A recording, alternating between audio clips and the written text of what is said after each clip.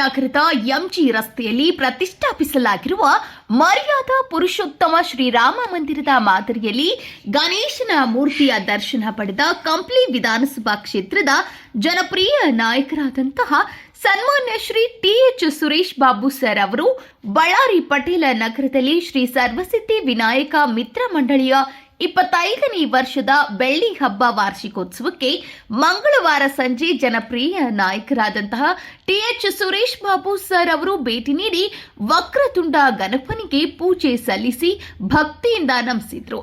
ಶ್ರೀ ಸರ್ವಸಿದ್ಧಿ ವಿನಾಯಕ ಮಿತ್ರ ಮಂಡಳಿಯವರು ಸತತ 25 ವರ್ಷಗಳಿಂದ ಗಣೇಶನನ್ನ ಪ್ರತಿಷ್ಠಾಪಿಸುತ್ತಿದ್ದು, ತಂಡದವರ ಭಕ್ತಿ ಉತ್ಸಾಹವು ಇದೇ ರೀತಿ 100 ವರ್ಷಗಳು ಮುಂದುವರೆದು ಇತಿಹಾಸ ಸೃಷ್ಟಿಸಲಿ ಎಂದು ಶುಭ ಹಾರೈಸಿದರು.